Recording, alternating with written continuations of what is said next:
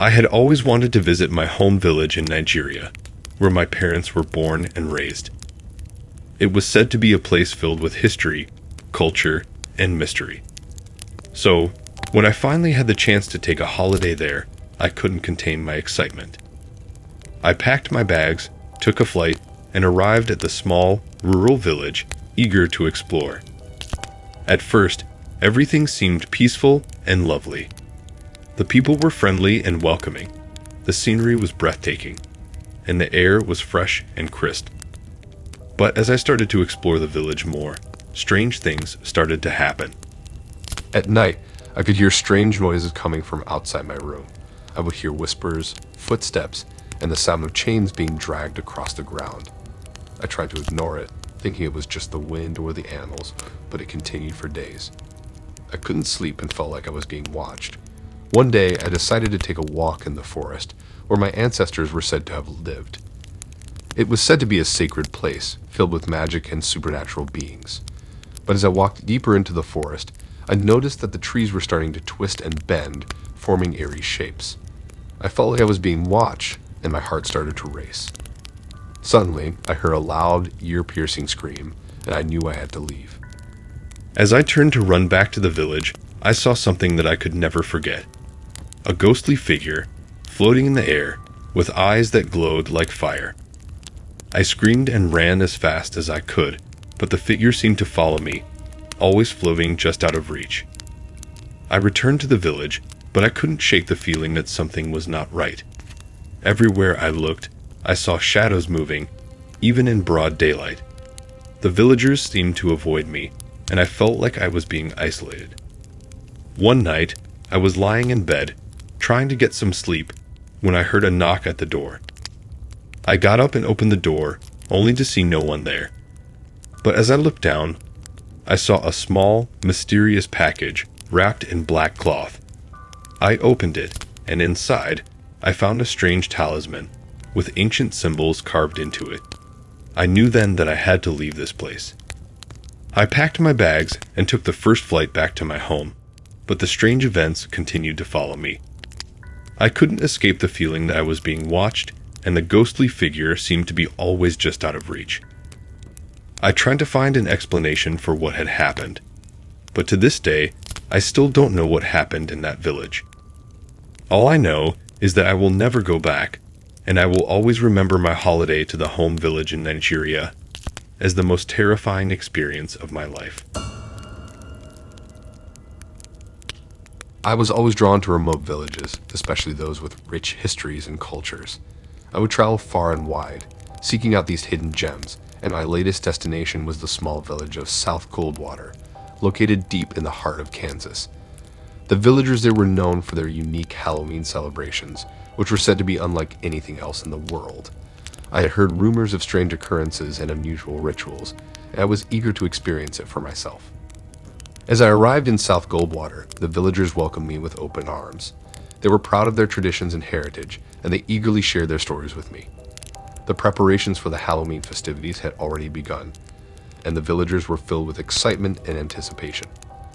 I was especially drawn to a woman named Cindy, who had lived in the village for 4 years and was known to be brave and confident. She would often take walks in the forest, where the villagers believed their ancestors lived. I was fascinated by her stories and her unwavering spirit, and I made a point to speak with her every day.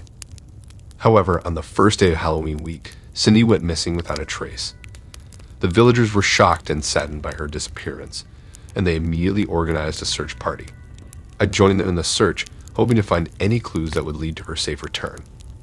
We searched the forest, the caves, and the rivers, but there was no sign of Cindy. The villagers grew increasingly worried, as she was known to be fearless, and her sudden disappearance was unlike anything they had ever experienced. As night fell, strange noises began to fill the air. The villagers were unable to sleep, and the laughter grew stronger with each passing hour. They were filled with fear and uncertainty, and they decided to seek the counsel of their village priest. They made their way to the church in the midst of a sudden cyclone, and upon reaching it, they told the priest of their fears and concerns. The priest was surprised to learn of Cindy's disappearance, as he lived next to the church and spent all his time in prayer. He listened intently to the villagers' concerns and assured them that the strange occurrences might be due to the change of seasons, as winter was fast approaching. However, the villagers were not satisfied with this explanation and pressed the priest for further answers. As the night wore on, the laughter grew louder, and the villagers began to fear for their safety. I too was beginning to feel a sense of unease, as if I were being watched by something sinister. The priest's reassurances did little to ease our fears, and the villagers remained huddled in the church throughout the night, waiting for the dawn to break. The next morning, the laughter had faded away, and the villagers ventured out of the church. However, the mystery of Cindy's disappearance remained unsolved, and the fear of what might have happened to her lingered in the air. The villagers were on edge, and the Halloween festivities were soon forgotten. I, on the other hand, was determined to uncover the truth. I spent the next few days speaking with the villagers, gathering information, and piecing together the events of that Halloween week. I soon learned that the Halloween celebrations in South Goldwater were steeped in tradition and mystery. The villagers believed that the spirits of their ancestors came back to life during Halloween, and that they had the power to control the elements and communicate with the living. The laughter that we had heard on that fateful night was said to be the spirits of the ancestors, warning the villagers of danger. The strange noises and whispers were also said to be their way of communicating with the living. I never went back to that place, and we never found Cindy. As a professional trekking leader, I have explored the Himalayas for 3 years now, leading groups of adventure seekers through some of the most breathtaking terrains in the world. However, even the most beautiful trails can become monotonous after a while, and I found myself craving something new, something uncharted. That's why I took a month off and set out on my own, determined to discover a new trail, a new adventure. I found myself in the small town of Shore along N26 Road in India, searching for a new trekking trail. I walked for hours, through forests and over hills, until I finally met a young village woman who asked if I needed food or water. She introduced herself as Sena and offered me shelter in her village called Pindan, which was just 10 minutes away. I was grateful for the warm hospitality, and I agreed to stay the night in her home. The village was like nothing I had ever seen before. The homes were simple but well kept, and the villagers were friendly and welcoming. However, as I settled into my makeshift accommodation, I noticed strange occurrences around the village. Objects would move on their own, ghostly whispers echoed in the night. It felt like I was being watched by something. Despite my unease, I decided to press on with my exploration the next day. I trekked deeper into the village, passing by homes with eerie expressions on the faces of their inhabitants. The deeper I went, the more the atmosphere changed. It felt as though I was walking into a place where time stood still and dark forces reigned supreme. As the night approached, I was desperate to get back to Sema's home, but I couldn't find my way back. I was lost in a maze of terror. Suddenly, I heard footsteps behind me, and I turned around to face my worst nightmare. There in front of me stood a ghostly figure with piercing eyes that seemed to look right through me. I don't remember much after that. When I woke up, I was back in Sema's home, safe and sound.